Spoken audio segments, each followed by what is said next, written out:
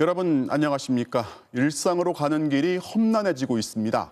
새 확진자는 처음으로 4천 명을 넘었고 위중증 환자는 다시 최고치로 증가했습니다. 정부가 일상 회복을 잠시 중단하는 비상계획을 연일 언급해 왔는데 오늘은 김부겸 총리가 수도권은 언제라도 검토해야 하는 급박한 상황이라고 진단했습니다. 특단의 조치가 임박해 보입니다. 먼저 김성현 기자입니다. 서울 노량진 수산시장. 직원 1명이 첫 확진된 뒤 모두 72명이 무더기 확진 판정을 받았습니다. 접촉한 분들은 일주일간 업무에서 배제하고요. 다른 분들은 이제 매일 1회 이상 PCR 검사를. 집단 감염뿐만 아니라 일상 속 개별 감염까지 크게 늘면서 오늘 신규 확진자는 4,115명으로 역대 최고치를 기록했습니다. 한 달 전 1,900명대에 머물렀던 확진자 수가 지난주 이틀 연속 3,000명대를 기록한 지 불과 6일 만에 다시 4,000명대로 올라선 겁니다. 이 중 서울은 1,730명으로 역시 최고치를 경신했고 수도권의 발생 비중도 80%에 육박했습니다. 방역 상황은 예상보다 심각합니다. 수도권만 놓고 보면 언제라도 비상계획을 검토해야 하는 그런 급박한 상황입니다. 일상 회복의 핵심 지표인 위중증 환자 역시 586명으로 가장 많이 집계됐습니다. 문제는 확진자 중 얼마나 많은 위중증 환자가 나오는지 보여주는 중증화율이 커지고 있다는 점입니다. 중증화율은 10월 첫 주 1.56%에서 10월 넷째 주 2.36%로 급등했습니다. 확진 규모는 3,000명에서 4,000명 사이를 오가고 있으나 종전의 확진자 규모로 따지면 거의 5,000명이 육박하는 수준까지 지금 위중증 환자가 올라가고 있는. 전문가들은 일상 회복 과정에서 확진자 수가 늘어날 건 예상했지만 확진자 수에 비해 위중증 환자가 급속히 증가하는 상황은 정부가 미처 예상하지 못했다고 지적합니다. 그리고 60세 이상의 추가 접종이 마무리되기 전까진 위중증 환자를 줄이기 위해 비상계획 등 방역 조치 강화가 필요하다고 강조했습니다. 예상한 범위보다는 조금 빠르다고 볼 수도 있거든요. 3주 정도 시간을 버는 게 전 중요한 것 같고요. 보완적인 정책이 필요한 거죠. 정부는 오늘 방역분과위원회를 열고 비상조치 검토에 착수했습니다. 비상계획을 수도권에만 발동할지 전국에 발동할지 다중이용시설의 시간 인원 제한 조치를 먼저 취하고 효과를 본 뒤 비상계획 발동에 들어갈지 종합적인 논의가 진행 중인 걸로 알려졌습니다. MBC 뉴스 김성현입니다.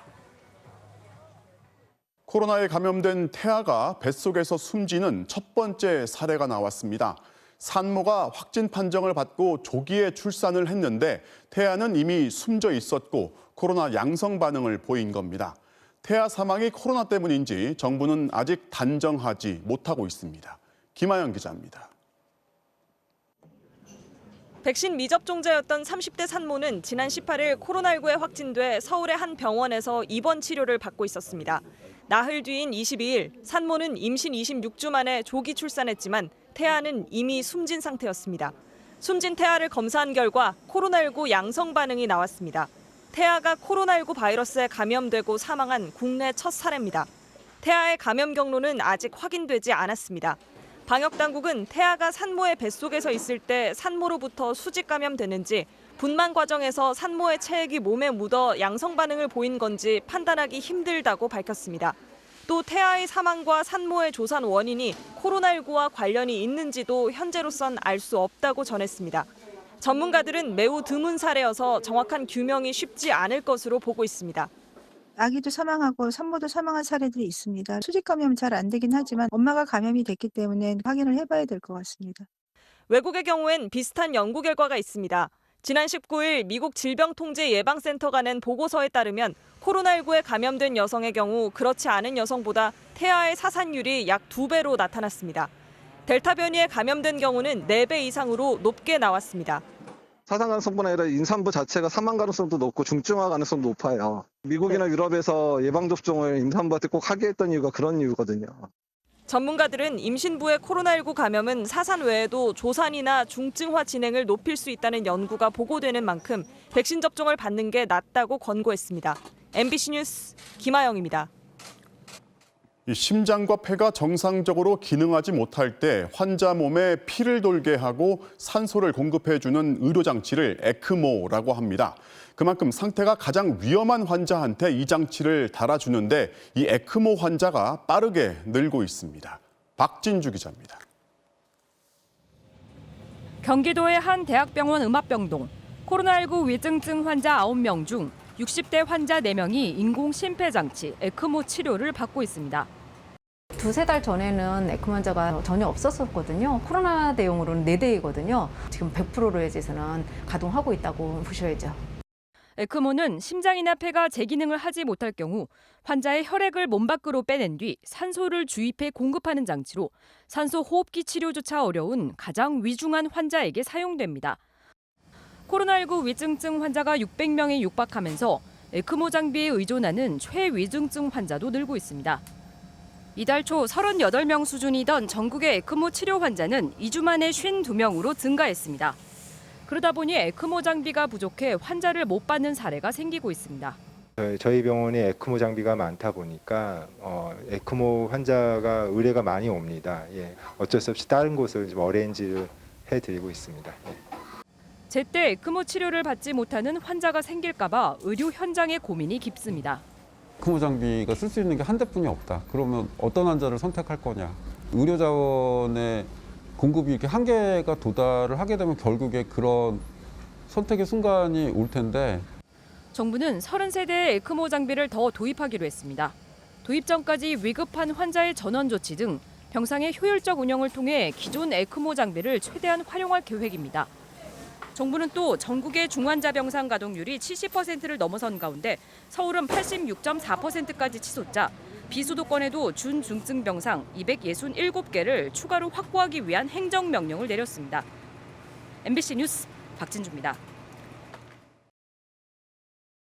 충남 천안의 회계마을 교회 신자들이 외부와 단절하고 공동체 생활을 해오다 수백 명이 무더기로 감염됐는데 오늘 50명 넘게 추가로 확진됐습니다. 주민의 절반 이상이 감염된 건데요. 확진자의 90%가 백신을 접종하지 않았습니다. 고병권 기자입니다. 충남 천안시 광덕면의 회계마을. 119 대원들이 거동이 불편한 고령의 확진자를 구급차로 옮기고 확진자를 태운 구급차는 급하게 병원으로 이동합니다.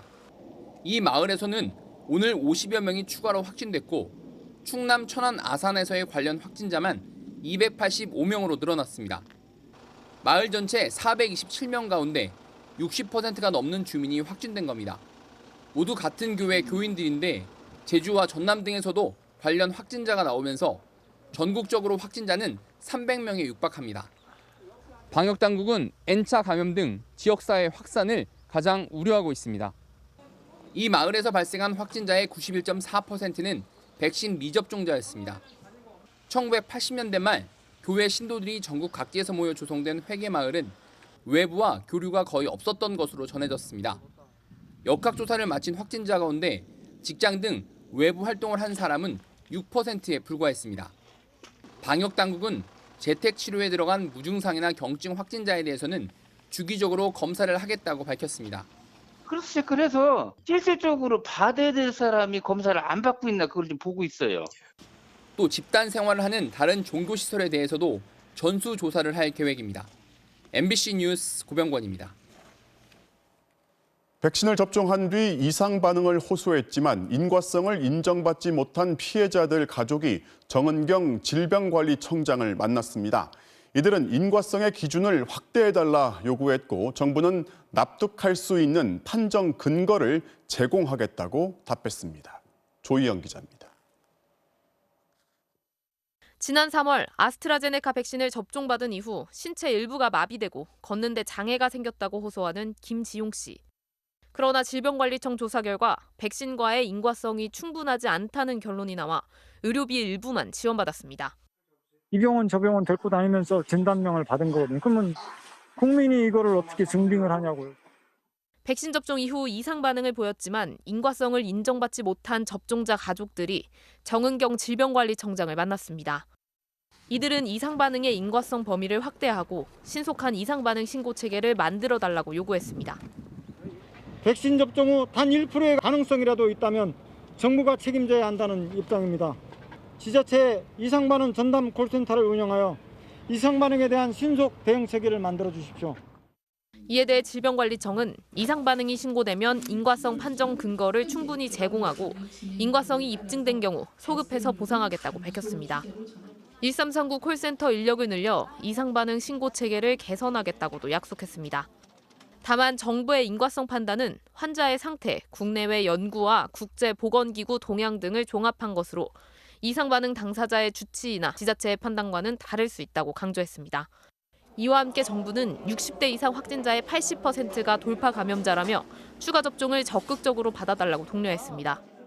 추가 접종은 추가라기보다는 오히려 기본 접종의 연장선이다, 이렇게 이해해야 하겠습니다. 세 번째 접종을 마쳐야만 비로소 예방접종이 마무리된다, 이런 생각으로 정부는 지역별 의료 상황에 맞춰 방문 접종팀을 만들거나 접종버스를 운영해 추가 접종률을 높일 계획입니다. MBC 뉴스 조희영입니다. 5.18 광주 학살의 최고 책임자 전두환 씨가 숨진 어제 5.18 때 총에 맞아 살아도 사는 게 아닌 고통 속에 40년을 버텨온 이광영 씨가 고향 마을 저수지에서 스스로 삶을 정리한 채 발견됐습니다. 계엄군이 쏜 총탄이 척추를 관통해 다시는 걸을 수 없게 된 그는 계엄군의 헬기 사격을 직접 목격하고 증언했던 역사의 증인이기도 합니다. 숨지기 전 오로지 통증에 시달리다 결국 내가 지고 떠난다는 유서를 남겼는데 그가 생전에 바라던 건 5.18의 진실 그리고 책임자의 사과였습니다. 어쩌면 그가 유서에서 그토록 시달렸다고 원망한 고통은 5.18의 진실이 점점 흐려지고 사과는 멀어지고 있다는 직감이 키웠는지 모릅니다. 전두환 씨는 이제 사과를 못합니다. 그러니 아무도 들은 적 없는 사죄를 이미 여러 번 했다면서 여전히 뻔뻔한 그의 주변 인물들은 입을 다물기 바랍니다. 양정은 기자가 5.18 피해자 고 이광영님의 부고를 전합니다. 전남 강진군 군동면의 한 저수지. 5.18 국가유공자 68살 이광영 씨가 어제 오후 4시쯤 숨진 채 발견됐습니다. 이 씨는 하루 전 전북 익산의 자택에 유서를 남기고 집을 나가 경찰이 수색을 벌여왔습니다. 사고 지점 한 5km 전방에 CCTV가 차량이 통과한 그 사실이 확인이 됐거든요. 22일 자정에서 23일 날 새벽 1, 2시 그렇게 추정하고 있습니다. 이제. 이 씨는 가족들에게 남긴 유서에 5.18의 원한도 없으려니와 작은 서운함들도 다 묻고 가니 홀가분하다. 오로지 통증에 시달리다 결국 자신이 지고 떠난다며 마지막 인사를 남겼습니다. 승려 신분이었던 이 씨는 1980년 광주에서 계엄군의 만행을 목격하고 부상을 당한 시민군들을 병원으로 후송하는 데 동참했습니다. 그러다 자신도 척추에 총상을 입어 하반신이 마비됐고 이후 40여 년간 매일 수차례씩 진통주사를 맞는 고통에 시달렸습니다. 그럼에도 이 씨는 국회 광주특위청문회와 전두환 관련 재판에 증인으로 출석해 5.18 당시 헬기 사격을 생생히 증언했습니다. 헬기가 요렇다라고 오더라고요. 그냥 갑자기 그냥 총을 타다다다 하고 난사를 합니다. 그 옆에가 막 그 아스팔트가 불떡이 타다닥 튀더라고요. 그래서 그냥 아이고 하고 그냥 그 기사가 이제 그 지그작으로 운전을 하고 도망갈 틈도 없으니까 바로 위에 그 헬기가 있고 그래서 막 가로수 밑으로 우선 숨었어요. 가로수 그 이파리가 우쑥 떨어지더라고요. 그러면서 지나갔는데 어느 여학생 하나가 그 총에 맞아가지고 쓰러졌어요. 극심한 고통 속에서 어렵게 생계를 유지해오던 이 씨는 10여 년 전 결국 광주를 떠났습니다.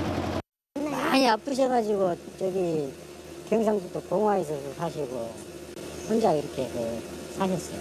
이제 건강도 많이 안 좋아하시고 그러니까 일단은 내오신 거예요.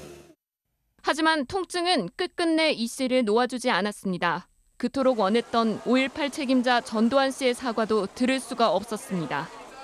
결국 이광영 씨는 전 씨의 사망을 불과 몇 시간 앞두고 자신의 고향에서 아버지께 가고 싶다는 뜻을 남기고 먼저 눈을 감았습니다. 이 씨와 같이 5.18 이후 고통에 시달리다 극단적인 선택을 한 5.18 유공자들은 지금까지 40여 명에 달합니다. MBC 뉴스 양정은입니다.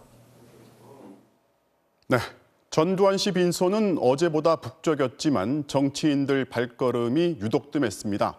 야당 정치인 몇 명이 조문을 했는데 최소한의 도리 때문에 왔다는 걸 강조했습니다. 배주환 기자입니다.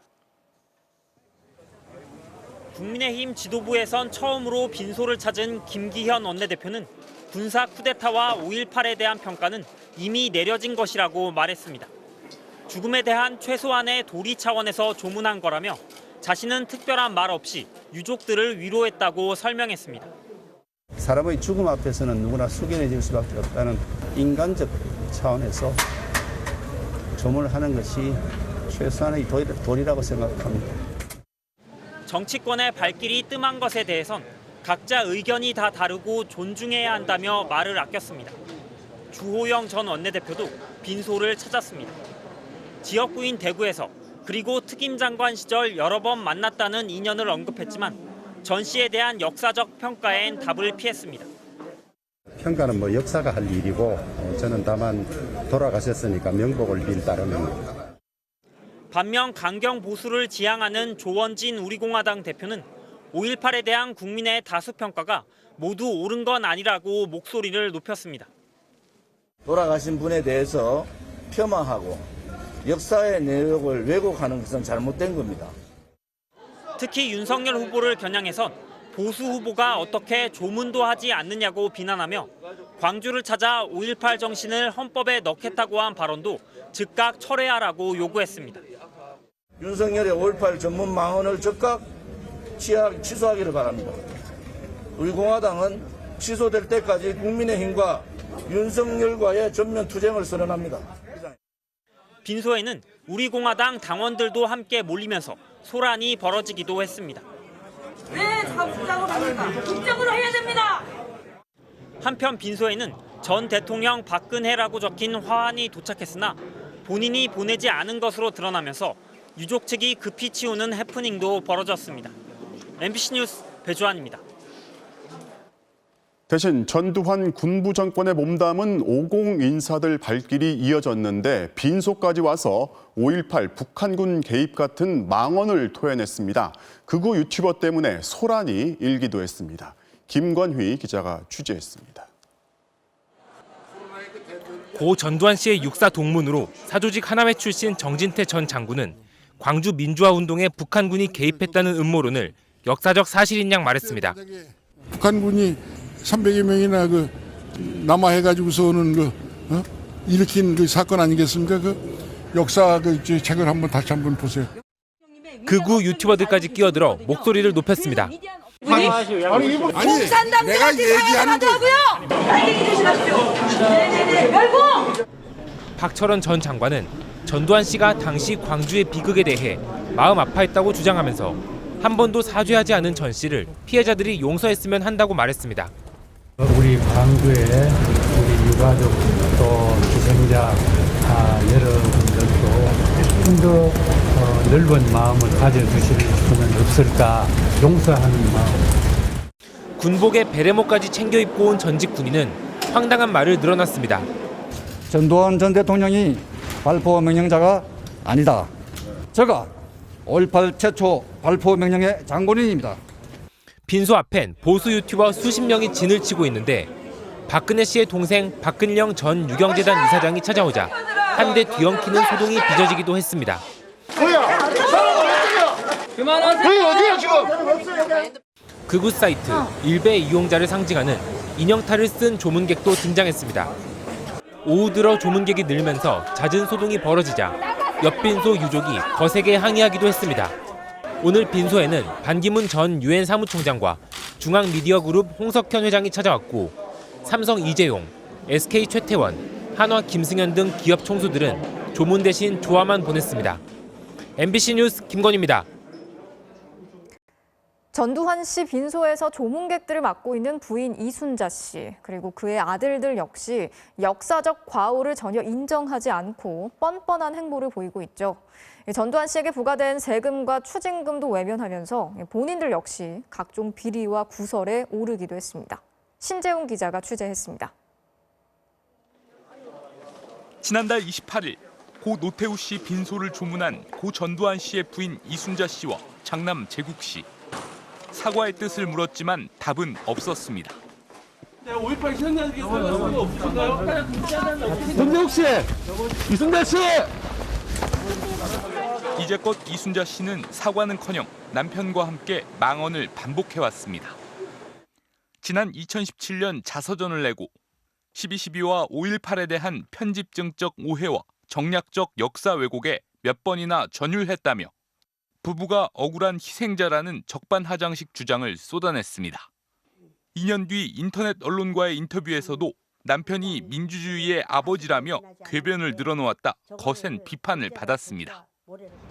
가장의 독재 아래 부를 축적해온 가족은 고인이 내야 할 추징금 1,672억 원을 자진 납부한다고 약속했습니다. 연희동 자택도 환수에 응하도록 하겠습니다. 막상 검찰이 서울 연희동 자택을 압류하자 뺏기지 않겠다며 소송으로 버텼습니다. 갓 30에 출판사를 세워 수백억 원대 재산을 키운 장남 재국 씨는 조세 회피처로 재산을 빼돌린 의혹이 제기됐습니다.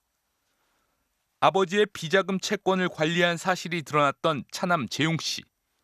세금을 안 냈다가 벌금 38억 원을 내게 되자 벌금 대신 일당 400만 원짜리 황제 노역을 택해 논란을 키웠습니다. 미국에서 내일 새벽 귀국할 예정인 삼남 재만 씨. 샌프란시스코의 와이너리와 호화 저택을 소유한 것으로 알려졌던 그는 지난 2017년 유흥업소 출신 여성이 4천만 원대의 시계가 세관에서 적발되자 재만 씨에게 선물 받은 것이라고 진술해 구설에 올랐습니다. 지난달 숨진 고 노태우 씨의 아들은 아버지의 뜻이라며 5.18 묘역을 찾아 무릎을 꿇었습니다. 끝내 고개를 숙이지 않은 전 씨의 빈소는 고인과 마찬가지로 사죄라곤 모르는 그의 가족들이 지키고 있습니다. MBC 뉴스 신재용입니다. 5.18 피해자들은 40년이 흐른 지금까지도 여전히 극심한 고통에 시달리고 있습니다. 올해 들어서야 정신적인 피해를 배상받을 길이 열렸다곤 하지만 반성 없는 죽음, 또 사과는커녕 망언을 쏟아내고 있는 전 씨의 가족과 측근들로 인해서 피해자와 유족들의 가슴 속 상처는 더 깊어지고 있습니다. 구민지 기자가 전해드리겠습니다.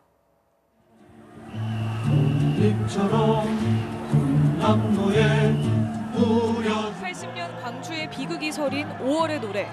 19살 소녀였던 최모 씨가 군 앞발에 짓밟힌 아픔도 이 비장한 곡조의 노랫말에 고스란히 새겨졌습니다.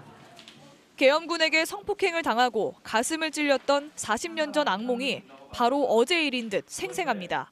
발로 차고 이렇게 하던 찰나에 나를 데리고 나와서는 가슴이고 이제 막 만지더라고요. 하도 무서움에 떨리니까 기조차도 안 들어올 정도로. 학생회장으로 투쟁대오를 이끌었던 윤여연 씨는 간첩으로 몰려 고초를 겪었습니다. 한 145일쯤 고문을 받았습니다. 저는 그 고문 후유증으로 병원에도 입원하고 그리고 지금까지도 거의 백수생활 할 만큼 생활에 대한 부적응적으로 살아왔습니다.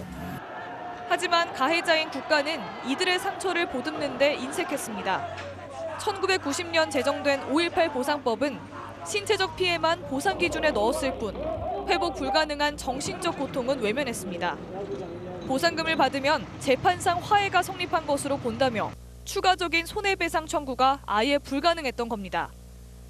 올해 들어서야 헌법재판소는 해당 조항이 위헌이라고 결정했습니다.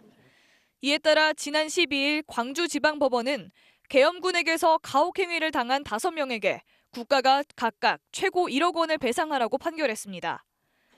민주사회를 위한 변호사 모임도 오늘 5.18 피해자 70여 명을 대리해 국가의 정신적 손해배상을 청구했습니다.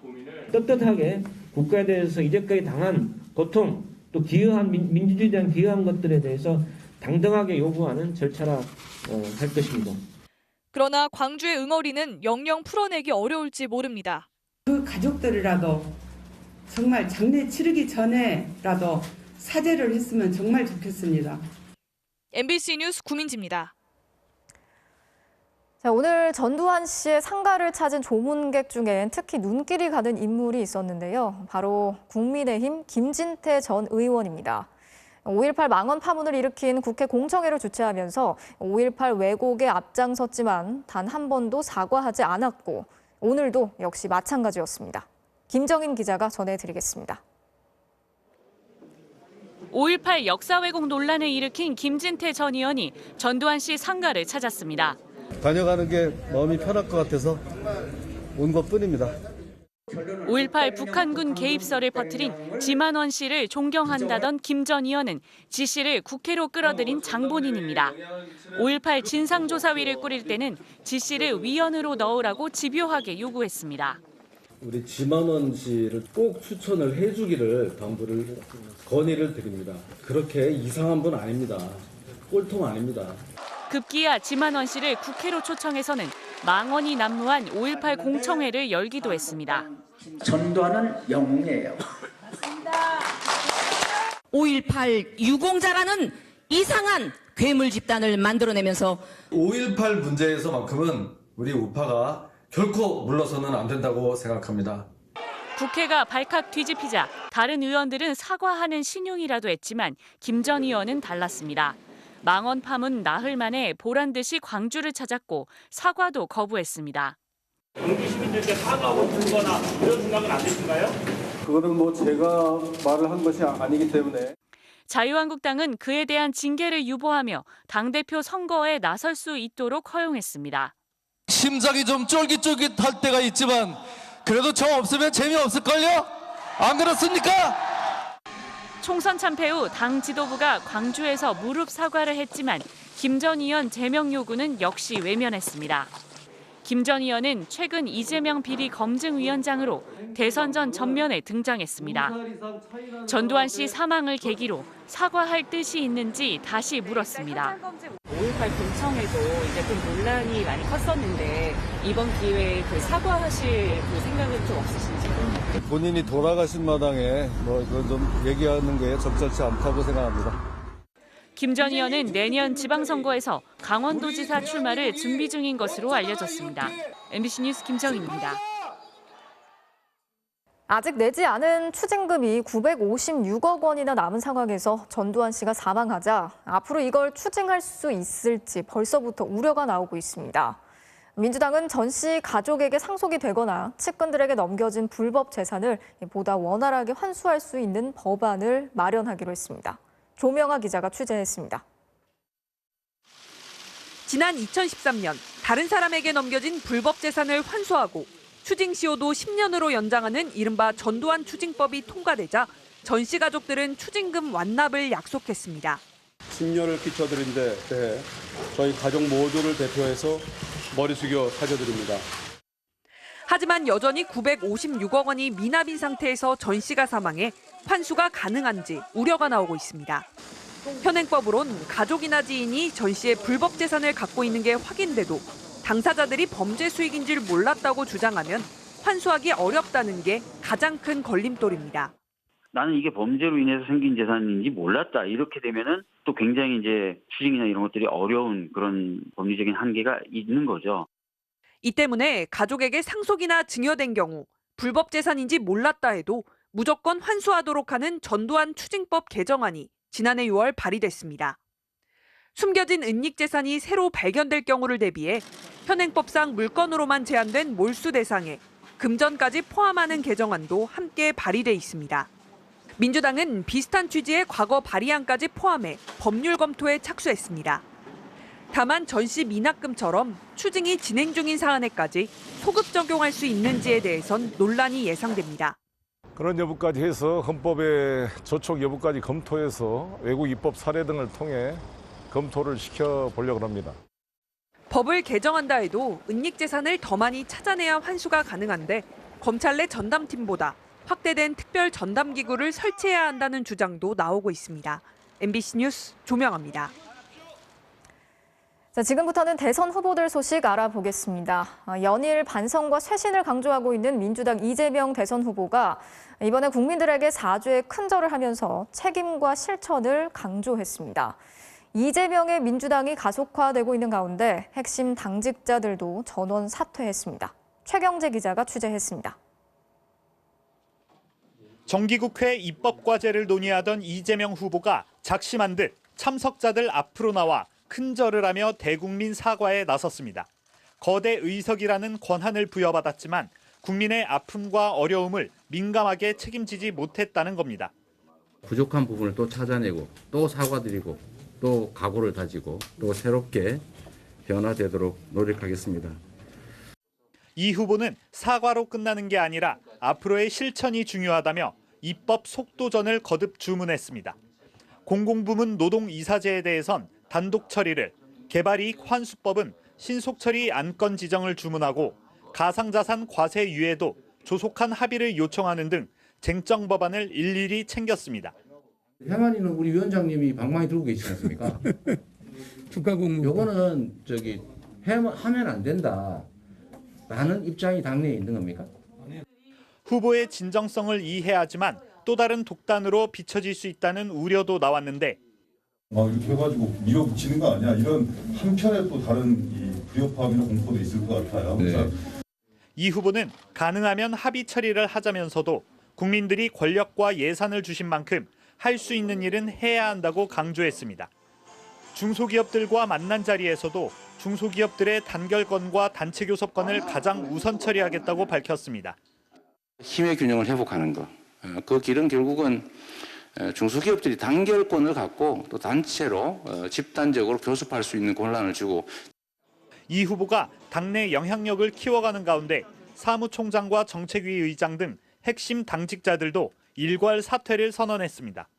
핵심 당직이 선대위 보직과 직결되는 만큼 선대위 개편을 위해 용퇴하겠다는 건데 이 후보는 감사하다며 송영길 대표와 개편안을 신속히 정리하겠다고 밝혔습니다. MBC 뉴스 최경재입니다. 국민의힘 윤석열 후보는 선대위 합류를 사실상 거부했던 김종인 전 위원장과 긴급 회동을 갖고 선대위 구성에 대한 최종談判을 벌이고 있습니다. 앞서 이준석 대표가 김병준 위원장의 직위를 변경하는 중재안을 제시했지만 윤 후보 측이 이를 거부하면서 양측은 하루 종일 평행선만 달렸습니다. 이 소식은 이기주 기자가 전해드리겠습니다. 총괄 선대위원장을 맡아달라. 일상으로 돌아가겠다. 평행선만 달리던 국민의힘 윤석열 후보와 김종인 전 비대위원장이 전격 만찬 회동을 가졌습니다. 김 전 위원장의 선대위 합류를 놓고 사실상 양측이 최종談判을 벌이는 셈입니다. 아직 회동 결과는 알려지지 않고 있습니다. 앞서 이준석 대표는 김 전 위원장과 껄끄러운 관계인 김병준 상임선대위원장을 다른 직위로 변경시키면 김 전 위원장의 선대위 합류가 가능할 것이라는 중재안을 제시했습니다. 김병준 위원장도 만약 그런 형태의 어쨌든 그 조직으로 좀 정리가 된다면은 김종인 위원장이 생각할 때는 좀 받아들이시는 분이 있지 않을까. 하지만 윤 후보 측은 불가능한 방안이라고 선을 그으며 김 전 위원장을 직접 찾아가 선대위 합류를 설득하는 전략을 고수했습니다. 최고위에서 통과가 됐기 때문에 그거를 번복할 방법은 없고 그런 상태에서 총괄위원장으로 와주십사 하는 그런 부탁입니다. 갈등의 핵심은 김종인 전 위원장과 김병준 상임선대위원장 사이의 구원 때문이란 분석이 지배적입니다. 지난 4월 김병준 전 비대위원장이 김종인 전 위원장의 동화은행 비자금 사건을 겨냥해 뇌물받은 전과자라고 비난하자 김종인 전 위원장이 하류적 사고방식을 가진 사람이라고 반격하면서 극심한 갈등을 빚었습니다. 김종인 전 위원장의 극적인 선대위 합류가 가능할지 일단 김병준, 김한길 투톱 체제로 선대위가 개문발차할지 중대 분수령을 맡고 있습니다. MBC 뉴스 이기주입니다. 신변 보호 중이던 전 여자친구를 흉기로 살해한 혐의로 구속된 35세 김병찬의 신상이 공개됐습니다. 그는 겁만 주려고 우발적으로 저지른 범행이라고 주장했지만 미리 치밀하게 준비한 정황도 확인됐습니다. 정혜인 기자입니다. 경찰의 신변 보호를 받던 전 여자친구를 살해한 범인의 신상이 공개됐습니다. 1986년생 만 35살 김병찬입니다. 경찰은 외부위원 4명, 내부위원 3명으로 구성된 신상공개심의위원회를 열고 출석위원 3분의 2의 찬성으로 공개를 결정했습니다. 미리 흉기를 준비해 피해자 집에 찾아가 잔인하게 살해했고 피해자가 범행을 시인하며 CCTV 영상 등 충분한 증거가 확보됐다고 판단했습니다. 김 씨는 경찰 조사에서 겁만 주려 했을 뿐 살해할 의도가 없는 우발적인 범행이라고 주장한 것으로 전해졌습니다. 하지만 경찰이 김 씨의 동선을 추적한 결과 범행을 치밀하게 준비한 정황이 확인됐습니다. 김 씨는 범행 전날인 지난 18일 거주지인 부산에서 서울로 올라와 피해자 집 인근 쇼핑몰에서 얼굴을 가릴 수 있는 모자를 샀고 잠시 뒤 근처의 다른 대형마트에 들러 흉기를 샀습니다. 관련된 업체들한테 CCTV 관련해서 영상을 협조해달라 그런 식으로 연락은 한 걸로 알고 있긴 하거든요. 숙박업소에서 하룻밤을 잔 뒤 범행 당일 오전 11시쯤 피해자 집 주차장에서 피해자 차가 있는지 미리 확인합니다. 그리고는 현관문 앞 복도에서 피해자가 나오길 기다렸다 범행을 저지른 겁니다. 경찰은 국민의 알 권리 보장과 범죄 예방 같은 공공의 이익을 위해 관련법에 따라 피해자 신상을 공개하고 있습니다. MBC 뉴스 정인입니다. 윤석열 후보의 처가 회사가 경기도 양평에 아파트를 개발해서 거액을 벌었는데 세금처럼 내야 하는 이 개발 부담금을 영원 냈다는 사실이 확인됐죠. 그런데 양평군이 4년 반이 지나간 지난주에 이 개발 부담금을 뒤늦게 부과한 것으로 드러났습니다. 군청 직원의 실수였다는 게 양평군의 해명입니다. 김지경 기자가 취재했습니다. 17억 원에서 6억 원, 그다음 0원. 양평군은 지난 2017년 윤석열 후보의 처가 회사가 제기한 2차례 이의 신청을 모두 수용해 개발 부담금을 한 푼도 물리지 않았습니다. 그랬던 양평군이 4년 반 만에 개발 부담금 부과 조치를 다시 내린 것으로 확인됐습니다. 재검토 결과 개발 이익이 있다고 판단된다며 1억 8,700만 원을 내년 5월까지 내라고 통보한 겁니다. 양평군은 당시 담당자의 실수로 윤 후보 처가 회사가 공원과 도로 등을 기부 체납한 액수를 중복으로 계산해 이를 바로잡았다고 밝혔습니다. 거기에도 들어간 거예요, 이게. 기부 토지 가액이. 단서를 보니까 이게 2번 이제 인정이 된 거더라고요. 이 신청을 받아들일 때는 더 꼼꼼하게 살펴보는 게 상식인데도 어이없는 행정착오가 있었다는 겁니다. 양평군은 기부 체납 중복 공제 외에 다른 오류는 없었다고 설명했습니다. 개발 부담금 산정 당시 통상적 기준인 공시지가 대신 매입가와 분양가를 기준으로 했던 것도 문제가 없다고 거듭 밝혔습니다. 하지만 양평에서 지난 10년간 시행된 개발 사업에서 공시지가가 아닌 다른 기준이 적용된 건 윤 후보 처가업체가 유일합니다. 앞서 양평군은 윤 후보 처가업체가 허가받은 사업 기한을 넘겼는데도 1년 8개월간 아무런 행정 조치를 하지 않았던 사실이 드러났을 때도 행정착오라고 주장했습니다. 이런 들어본 바 없는 특혜행정, 눈치 보기 행정의 배경에 어떤 힘이 존재하는 것입니까? 윤 후보 측은 개발 부담금 이의 제기 당시 전문 용역 업체에게 맡겨 절차를 진행했고 어떤 특혜도 없었다고 강조하면서 다시 불복 절차를 밟겠다고 밝혔습니다. MBC 뉴스 김지경입니다.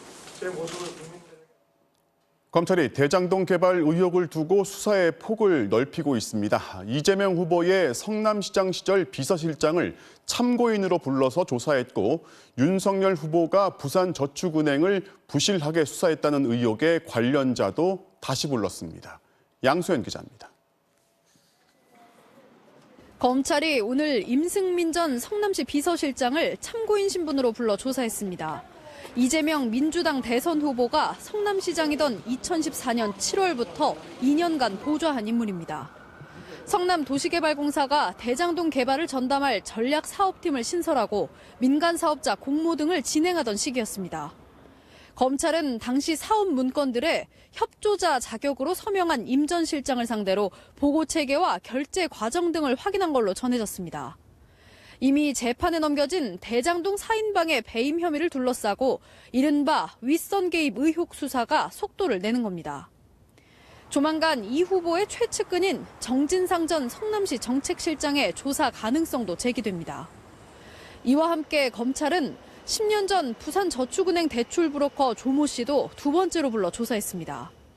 조 씨는 지난 2009년 대장동 사업을 추진하던 시행사 대표 이강길 씨와 정영학 회계사 등에게 1,155억 원을 대출받도록 알선하고 10억여 원을 챙긴 의혹을 받고 있습니다. 2011년 대검 중수부의 부산저축은행 사건 땐 참고인 조사만 받았지만 4년 뒤 수원지검에서 알선 수재 혐의로 기소돼 실형이 확정됐습니다. 조 씨가 수사망을 벗어난 당시 대검 중수부의 주임 검사가 윤석열 국민의힘 대선 후보라 부실 수사 의혹이 제기된 상태입니다. 한편 대장동 사건의 첫 형사 재판으로 관심을 모았던 유동규 전 본부장의 오늘 첫 재판은 다시 미뤄졌습니다. 유 전 본부장이 수감된 서울구치소에서 코로나19 확진자가 나왔기 때문입니다. 법원은 유 전 본부장에 이어 기소된 김만배 씨와 남욱 변호사, 정영학 회계사 등 대장동 4인방의 사건을 모두 합쳐 다음 달 6일 공판 준비기일을 열기로 했습니다. MBC 뉴스 양소연입니다. 공수처와 검찰이 또다시 충돌했습니다. 이성윤 고검장의 공소장 내용이 유출된 의혹을 두고 공수처가 일부 검사들한테 미리 압수수색 일정을 알려주었는데 이 일정이 특정 언론에 공개된 겁니다. 검사들은 표적 수사라 하고 공수처는 또 유출됐다고 반발합니다. 윤수환 기자입니다. 지난 5월 이성윤 서울고검장은 김학의 전 법무차관 불법 출국 금지 의혹 수사를 방해한 혐의로 재판에 넘겨졌습니다. 그런데 사건 당사자인 이 고검장도 받지 못한 공소장 내용이 기소 하루 만에 일부 언론에 공개돼 파문이 일었습니다. 수사팀을 비롯한 검찰 관계자의 의도적 유출 의혹이 제기됐고 공수처가 수사에 착수했습니다. 오늘 오전 일부 언론은 공수처의 압수수색 계획을 미리 기사화했습니다. 특히 한 일간지는 오는 26일 대검과 수원지검을 압수수색한다며 집행 대상과 날짜까지 예고했습니다. 앞서 공수처가 수사 대상인 검사들에게 압수수색 참여를 통보했는데 내밀한 수사 정보가 그대로 언론에 흘러들어간 겁니다. 보도가 나오자 김학의 사건 수사팀은 검찰 내부망에 입장문을 올렸습니다. 공수처가 유독 수사팀 검사만을 표적 수사하고 있다며 앞서 자신들이 공수처를 수사한 것에 대한 보복이라고 주장했습니다. 공수처도 즉각 반박에 나섰습니다. 압수수색은 법원이 발부한 영장에 의해 적법하게 이뤄져야 할 사안이라며 표적 수사나 보복 수사 주장은 공수처 명예를 훼손하는 것이라고 일축했습니다. 또 밀행성이 담보돼야 할 수사 내용이 언론에 사전 공개된 데 대해 유감이라고 불쾌감을 드러냈습니다. 검찰이 했던 수사 방식이 표적적인 측면이 있었고 또 그렇게 수사를 해왔는데 자신이 수사 대상이 될 때 좀 다른 모습을 보인다는 것은 일관성 측면에서도 검사를 상대로 한 수사와 기소권을 모두 가진 공수처에 대해 검찰은 수시로 예민한 반응을 보이고 있습니다. 고발사주 의혹의 핵심 피의자인 손준성 전 대검 수사정보정책관 역시 편파적으로 수사하는 주임 검사를 바꾸라며 공수처의 출석 요구를 미루고 있습니다. MBC 뉴스 윤수환입니다. 이 낮과 밤이 완전히 바뀌어서 밤에만 일하는 연속 야간 노동이 건강에 얼마나 치명적인지 MBC가 얼마 전 집중 보도한 뒤 정부가 처음으로 실태 조사를 해서 그 결과를 내놓았습니다. 문제는 유통업체였는데 70%가 밤에만 일하는 야간 전담 노동이었습니다. 보도에 윤상문 기자입니다. 쿠팡물류센터의 야간 전담 노동자들. 며칠 동안 계속 밤새 일한 뒤 잘 때 심박수를 측정했더니 평소보다 훨씬 높았습니다. 잘 때도 몸이 쉬지 못한다는 뜻입니다. 그 신앙운동 하고 나서 잠을 못 자요. 이게 잔 것 같지 않은 건 기본이고요. 수면 시간 자체가 줄었어요. 지금 굉장한 과로 상태다. 안정서 심박동수가 10 정도 올라가면 뇌심혈관 질환 위험률이 50% 증가하는 걸로 보고를 했습니다. 고용노동부가 야간 노동에 대해 처음으로 실태를 조사했습니다. 자동차 공장 같은 전통적인 제조업은 99%가 낮과 밤을 교대로 일합니다.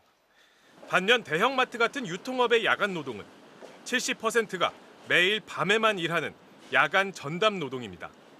물류센터 같은 운수 창구업은 45%입니다. 온라인 쇼핑과 빠른 배송이 확산되면서 야간 전담 노동자들은 크게 늘어났습니다.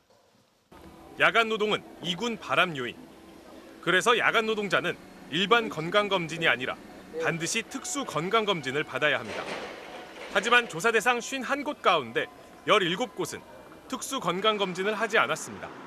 15곳은 안전보건교육도 하지 않았습니다. 이번 조사는 근로기준법이 정한 노동자들만 대상으로 했습니다. 정작 연속 야간 노동을 가장 많이 하는 새벽 배송 화물차 기사들은 법적으로 노동자가 아니라는 이유로 조사조차 하지 않았습니다. 그나마 있는 허술한 법도 이들은 보호하지 않습니다. 개인 사업자라는 명목으로 산재가 안 된다고 얘기를 하니까 참 답답한 거죠. 진짜. 노동청에 신고를 했는데 노동청에서는 자기 소관이 아니다. MBC 뉴스 윤상문입니다. 층간소음으로 갈등을 빚던 아랫집 가족에게 흉기를 휘두른 남성이 검찰에 넘겨졌는데 경찰은 반복적으로 이웃을 괴롭혔다면서 스토킹 처벌법까지 적용했습니다. 현장을 이탈했던 경찰관 2명은 직위 해제가 됐는데요. 김창룡 경찰청장은 앞으로 권총과 테이저건을 과감하게 쓰라고 전국 경찰에 지시했습니다. 김수근 기자가 취재했습니다. 층간소음으로 갈등을 빚어온 아랫집 이웃가족에게 흉기를 휘둘렀던 48살 이모 씨. 마스크와 검은 모자로 얼굴을 가린 채 취재진의 질문에 아무 대답을 하지 않았습니다. 왜 아랫집 찾아간 거죠? 피해 가족에게 할 말 없으세요? 이 씨는 경찰 조사에서 평소 아랫집이 너무 시끄러워 불만이 있었다면서도 흉기를 휘두른 건 우발적인 범행이었다고 진술한 것으로 전해졌습니다. 하지만 경찰은 사건 전에도 아랫집을 여러 차례 찾아가 지속적으로 괴롭히다 범행한 것으로 판단했습니다. 이에 따라 살인 미수와 특수상해 외에 스토킹 범죄 혐의도 함께 적용해 이 씨를 검찰에 넘겼습니다. 9월인가 와가 한번 그 시비를 하고 또 식구 당일날도 또 문 발로 차고 막 이렇게 전부터 쭉 계속 얘기했으면 스토킹이 된다고 생각했기 때문에. 사건 당일 112 신고를 받고 출동했다가 흉기난동 현장을 이탈한 7개월 차 순경과 19년 차 경위 2사람은 징계에 앞서 직위 해제됐습니다. 3층 복도에 모녀와 있었던 순경은 가해자가 어머니를 찌르자 현장에서 나왔고 1층에 있던 경위 역시 비명 소리를 듣고 올라가다 순경과 같이 빌라 밖으로 나왔습니다. 2사람의 징계 수위는 이르면 다음 주 결정됩니다. 피해자 가족들은 예전부터 4차례나 신고했지만 단순 층간소음 민원으로 취급했다는 국민 청원을 올리고 엄벌을 요구하고 있습니다. 김창룡 경찰청장은 전국 경찰에 긴급 서한문을 보내 오늘부터 비상대응 체제로 전환하고 권총이나 테이저건 같은 무기가 필요할 경우 과감히 행사하라고 주문했습니다. 이와 함께 신입 경찰 교육을 6달에서 8달로 늘리는 방안도 검토하고 있습니다. MBC 뉴스 김수근입니다. 네, 요즘 갑자기 날씨가 추워지고 비와 눈이 잦아지면서 도로 위에 보이지 않는 살얼음이 많이 생기고 있습니다. 사고의 우려가 큰 만큼 주의가 필요한데요. 오늘 새벽 국도에서 미끄러진 화물차 2대가 부딪히면서 한 명이 숨지는 사고가 발생했습니다. 이채영 기자가 전해드리겠습니다. 화물차 앞부분이 형체를 알아보기 힘들 정도로 부서졌습니다. 구조대원들이 운전석에 낀 운전자를 구출하기 위해 절단기를 들고 안간힘을 씁니다. 30여 분 만에 구조된 60대 운전자는 병원으로 옮겨졌지만 끝내 숨졌습니다. 격 맞은 상황이 절단기 뭐 찌게 벌리고 그래가지고선 구조해서 한참 만에 미끄러웠었나 봐요. 얼어가지고. 오늘 새벽 4시쯤 충북 진천군 17번 국도에서 다리 위를 달리던 2.5톤 화물차가 5m 높이 방음벽을 들이받고 15m가량을 돌며 미끄러졌습니다. 뒤따르던 25톤 화물차가 멈춰서려 했지만 결국 부딪혔습니다. 사고 현장에 있던 방음벽은 이렇게 휘어지거나 통째로 부서져 있고 차량 파편들이 어지럽게 놓여 있습니다. 전날 이 지역에는 진눈깨비가 날린 데 이어 새벽엔 영하 1.6도까지 떨어졌습니다. 경찰은 도로 표면에 살얼음이 껴 사고가 난 것으로 추정하고 있습니다. 옆에 야산이 있어갖고 조금 더 골짜기 바람이 부는 좀더 얼음이 얼굴에 스며들어요. 다리에는 위아래로 찬바람이 불고 지열이 없어 특히 살얼음이 잘 생기는데 오늘 오전 1시간 동안 이 주변에서 살얼음판 교통사고 3건이 접수됐습니다. 전문가들은 눈비가 잦고 날씨가 추워지는 요즘 같은 시기에 살얼음이 큰 사고의 원인이 된다면서 안전거리를 충분히 확보할 것을 당부했습니다. MBC 뉴스 이채연입니다. 39개월 된 남자아이를 학대해 숨지게 한 혐의로 의붓 어머니가 어젯밤 구속이 됐고 친아버지도 방조 혐의로 입건됐습니다. 저희 MBC 취재에 따르면 성격이 밝고 통통했던 이 아이는 의붓 어머니가 친딸을 낳은 뒤부터 점점 말라갔고 엄마가 부르면 다가가서 무릎을 꿇었다고 합니다. 김지인 기자가 전해드리겠습니다. 임신 상태인 33살 의붓 어머니 이모 씨는 3살 아이를 학대해 숨지게 한 혐의로 어젯밤 구속됐습니다. 아버지랑 같이 학대하신 건가요? 아이한테 미안한 마음 없으세요? 아이는 돌 무렵 친아버지가 집을 나간 뒤 친모가 키우다 한 달 만에 친아버지에게 넘겨졌는데 아버지는 지인에게 아이를 8개월 정도 맡겼습니다. 이때까지만 해도 통통하고 밝았습니다. 아이가 친아버지와 의붓어머니에게 돌아온 건 약 1년 6개월 전. 그런데 의붓어머니는 아이를 맡게 된 직후부터 친엄마와 닮아 화가 난다고 했다고 합니다. 때마다 생각이 나서 좀 화가 난다. 아이가 지금보다 더 어릴 때는 더 많이 닮았었어요, 친모랑. 그러다 의붓어머니가 친딸을 낳은 7개월 전부터 통통했던 아이가 점점 말라갔습니다. 밥 먹는 시간에 밥상을 차려놓고 밥을 먹지 않으면 상을 치운다. 그래서 제가 안 먹으면 좀 쫓아다니면서 먹여야지. 그렇게 얘기를 했죠. 또래에 비해 말이 어눌했던 아이는 의붓어머니가 부르면 다가가 무릎을 꿇었습니다. 계모가 이제 아기를 불렀더니 아기가 계모 앞에서 무릎을 꿇고 앉더라고요. 아이에 대한 학대는 최근 2달간 특히 심해진 것으로 추정됩니다. 집에선 부러진 식탁 의자와 효자손이 발견됐는데 경찰은 이런 물건으로 아이를 때렸던 것으로 보고 유전자 감식을 맡겼습니다. 배달 일을 하는 친아버지는 아이에겐 관심이 없었던 것으로 보입니다. 거의 육아에 대해서는 너무 아무것도 모르는 애였고 일만 해서 돈을 벌어서 그냥 그걸 갖다 주면 된다고 생각하는. 경찰은 아이가 숨쉬지 않는다며 119에 신고했던 친아버지도 학대 방조 혐의로 입건했습니다. 직장 파열로 인한 치명상으로 39개월의 짧은 생을 마감한 아이는 어제 화장장으로 옮겨졌습니다. MBC 뉴스 김지인입니다. 일본의 한 중학교에서 오늘 아침 3학년 학생이 다른 학생을 흉기로 찔러서 피해 학생이 숨지는 끔찍한 사건이 있었습니다. 최근 일본에서 흉기 난동 사건이 잇따르고 있는데 학교에서까지 이런 일이 벌어지면서 불안감이 커지고 있습니다. 도쿄에서 고현승 특파원이 취재했습니다.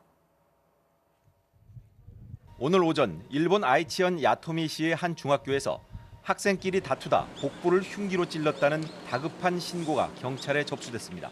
担架に乗せられて救急車両に乗せられてるようでしたけど全然動いてる様子がないなぐらい。 구급대가 피해 학생을 긴급 이송했지만 과다 출혈로 숨졌습니다. 용의자는 올해 14살인 이 학교 3학년 학생으로 오전 8시쯤 교실 앞 복도에서 동급생의 복부를 흉기로 찔렀으며 현장에서 체포된 뒤 내가 한 일이 틀림없다며 혐의를 인정했다고 경찰은 밝혔습니다. 또 등교 전 미리 흉기를 구입해 계획적인 범행으로 보인다는 보도가 나오고 있습니다. 두 학생은 같은 소학교 출신으로 2학년 때 같은 반이었고 올해 3학년이 되면서 다른 반이 된 것으로 전해졌습니다. 경찰과 교육당국이 조사 중이지만 아직 범행 동기는 확인되지 않았습니다. 学校として今のところ思い当たるところはありません。どんなことがあったかということについて確認をしているところであります。 학부모와 주민들 사이엔 불안감이 커지고 있습니다. 校内暴力とかそんなことも聞いたこともなかったしね。いやショックですね。 학교에서 벌어진 충격적인 사건에 정부도 진상 파악에 나섰습니다. 大変痛ましい事件であり、お亡くなりになられた生徒のご冥福をお祈りするとともにご遺族にお悔やみ申し上げます。 SNS에선 학교 내 집단 괴롭힘에 의한 보복 사건이란 추측이 난무하고 있습니다. 일본에선 최근 전철 내 흉기 난동 사건이 잇따르면서 유사 사건이 학교 현장까지 확산된 건 아닌지 불안감이 커지고 있습니다. 도쿄에서 MBC 뉴스 고현승입니다. 자, 미국은 지금 30년 만에 물가가 가장 많이 올랐는데 특히 기름값이 껑충 뛰었습니다. 그런데 이 모든 게 바이든 탓이라는 여론이 높은데요. 정치적 부담이 커진 바이든 대통령이 기름값을 잡기 위해서 국제사회에 공조를 요청했고 한국도 동참했습니다. 워싱턴에서 박성호 특파원이 전해드리겠습니다. 숫자가 바삐 올라가는 주유기 미터 옆에 바이든 대통령 스티커가 붙어 있습니다. 기름값을 치솟게 한 장본인이란 비아냥입니다. Joe Biden. That's me. I did that. 이런 스티커 붙이기 인증 영상이 소셜미디어에 퍼지고 있습니다. 1년 전에 비해 62%나 뛴 기름값에 대한 불만입니다. 당장 내일부터는 대이동이 시작되는 추수감사절 연휴라 여론은 더 험악합니다. 바이든 지지율은 41%, 취임 후 최저치입니다. 30년 만에 최악의 물가를 못 잡으면 내년 중간 선거는 어렵다는 게 중론입니다. 바이든 대통령은 결국 전쟁, 재난 등 비상시에 대비한 석유 5천만 배럴을 풀어 유가를 잡기로 했습니다. But right now, I will do what needs to be done to reduce the price you pay at the pump. 대기업에도 책임을 돌렸습니다. 정유사들의 폭리로 유가가 뛴 건 아닌지 연방거래위원회에 조사를 요청했습니다. Oil CEOs bragging about the profits they make from the price of gas certainly sends the message that something isn't quite right.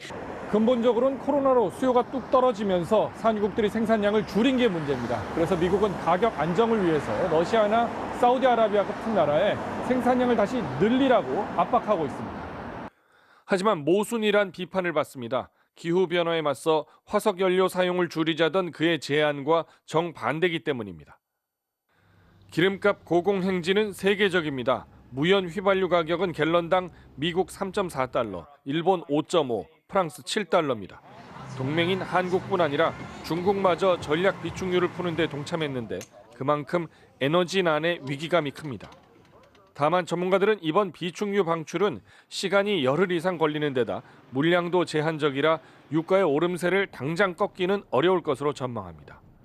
워싱턴에서 MBC 뉴스 박성호입니다.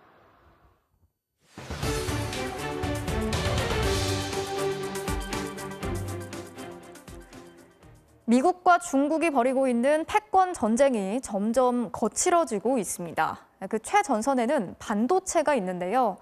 우리가 반도체 강국이다 보니까 중국과의 반도체 전쟁에 동참하라는 미국의 압박이 점점 거세지고 있습니다. 전 세계 경제가 미국과 중국 두 진영으로 쪼개지면서 그 사이에 있는 우리도 점점 곤혹스러운 상황으로 몰리고 있습니다. 김윤미 기자가 집중 취재했습니다. 삼성전자가 미국에 짓는 두 번째 반도체 공장 부지가 확정됐습니다. 텍사스주 테일러시입니다. 내년 초에 공사가 시작되는데 20조 원이 듭니다. 삼성전자의 역대 미국 투자 중 최대 규모입니다. 미국은 반도체 공장 유치를 위해 1조 2천억 원의 세금 감면 혜택을 주기로 했습니다. We greatly appreciate the efforts and initiative put forward by the Biden administration and bipartisan congressional leaders. 백악관도 삼성의 투자 발표를 환영한다. 우리의 공급망을 보호하고 생산 기지를 부활시키자고 화답했습니다. 미국과 중국의 패권 전쟁, 반도체는 그 최전선에 있습니다. 미국은 지난해 중국 기업의 반도체 공급을 막는 강력한 조치들을 잇따라 내놨습니다. 여기에 맞서 중국은 반도체 굴기를 선언하고 2025년까지 70%를 자체 생산하겠다고 발표했습니다. 이 전쟁의 한가운데 한국 기업들이 끼어 있습니다. 중국 장쑤성 우시에 있는 SK 하이닉스 공장. 하이닉스 반도체 절반이 여기서 생산됩니다. SK 하이닉스는 내년부터 이 공장에 네덜란드 회사의 첨단 장비 도입을 추진하고 있었습니다. 그런데 미국이 제독을 걸었습니다. 첨단 기술이 중국의 군사력을 키우는데 악용될 수 있다는 이유로 장비 반입을 막은 겁니다. 지난주 한국을 찾아온 미국 무역대표부 대표는 국가 안보를 위해서라고 말했습니다. The technology in question is highly sensitive and that there are legitimate concerns about the risks to national security in terms of where this technology ends up. SK 하이닉스만 문제가 아닙니다. 삼성전자 역시 중국 시안에 반도체 공장을 갖고 있습니다. 미국이 수출 통제 리스트에 등재된 기업에 대해서 수출 통제를 하는 거는 늘상 있었던 일인데 단지 중국에 있다는 이유만으로 막았다면 이것은 굉장히 이례적인 일이다라고 말씀드릴 수 있겠습니다. 중국 견제의 동맹국들도 다 동참하라는 미국의 압박은 점점 거세지고 있습니다. 가장 곤혹스럽게 된 건 여전히 중국을 최대 교역국으로 둔 한국입니다. 냉전이 끝나고 하나가 됐던 세계 경제는 이제 30년 만에 다시 미국과 중국 두 개로 쪼개지고 있습니다. MBC 뉴스 김윤미입니다. 미국 항공우주국 나사가 지구와 소행성의 충돌을 막기 위해서 인류 최초의 지구 방어 실험에 나섰습니다. 우주선을 소행성이랑 충돌시켜서 지구에서 멀어지게 하는 건데요. 오늘 실험용 우주선이 발사가 됐는데 신정영 기자가 자세히 전해드리겠습니다. 3, 2, 1. And lift off. 현지 시간 23일 밤 미국 캘리포니아주 벤덴버그 우주군 기지에서 무인 우주선 다트가 날아오릅니다. 다트 우주선의 임무는 지구 방어, 소행성의 충돌에 궤도의 일부를 바꾸는 겁니다. 목표는 소행성 디모르포스, 지구 근접 소행성인 디디모스 주변을 공전하고 있는데 다트는 내년 9월쯤 이 소행성에 바짝 접근하게 됩니다. 그리고 시속 24,000km의 속도로 디모르포스와 충돌할 계획입니다. It will change the orbit period. And when it changes the orbit period, it affects the timing of when the moon moves in front of or behind the primary. 디모르포스는 지름이 약 160m로 축구 경기장 크기이고 다트 우주선은 무게 620kg의 소형차 크기입니다. 이 둘의 충돌로 공전 속도의 1%, 공전 주기를 최소 73초 단축시키는 게 목표입니다. 디모르포스가 지구와 충돌할 가능성은 없지만 실제 지구에 위협이 되는 소행성이 나타났을 때 물리적 충격으로 궤도를 바꿀 수 있는지 알아보려는 겁니다. We will be able to derive really the most important quantity, which is how much of our momentum got imparted onto that small body. 지금까지 나사가 발견한 지구 근접 소행성은 27,000여 개. 문제는 인류가 발견한 건 약 40%에 불과하다는 겁니다. 과학계에선 지름 300m짜리 소행성이 지구와 충돌하면 대륙을 파괴하고 1km 이상이면 지구 전체에 큰 피해를 줄 것으로 보고 있습니다.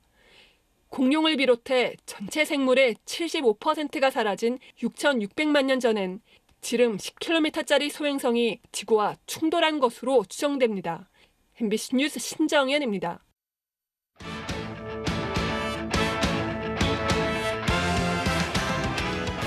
수요일 밤 스포츠 뉴스입니다.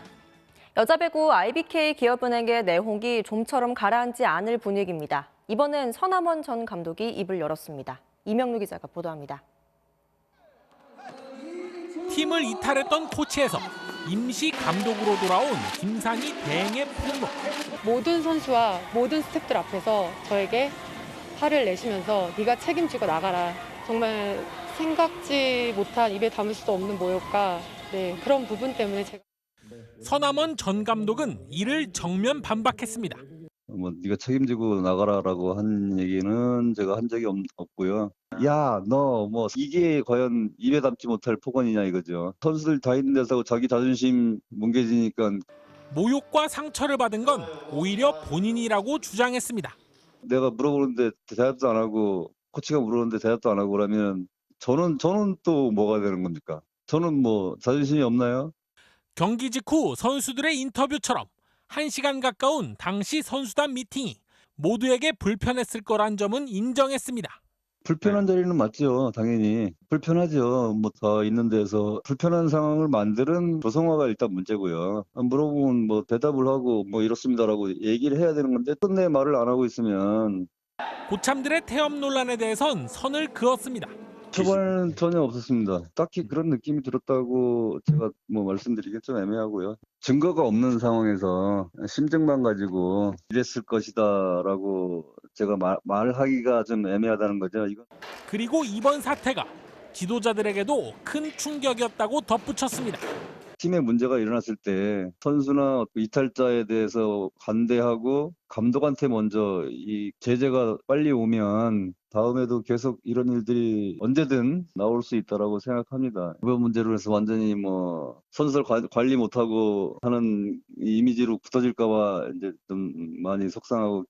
오늘도 IBK 기업은행 본사 앞에서 팬들의 트럭 시위가 이어진 가운데 서남원 전 감독의 언론 인터뷰를 이유로 구단이 자녀 연봉 지급을 거부할 거란 얘기까지 나오는 등 진흙탕 싸움은 계속되고 있습니다.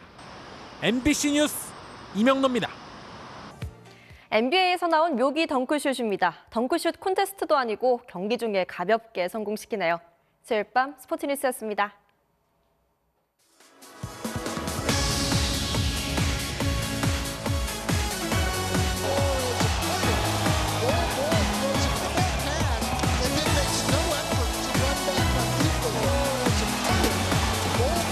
Snap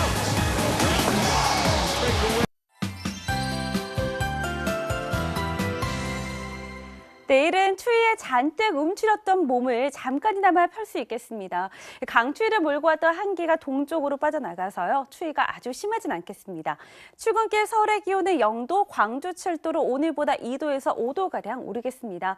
하지만 금요일에는 또다시 찬 공기가 내려오면서 서울의 아침 기온이 영하 2도까지 뚝 떨어지겠습니다.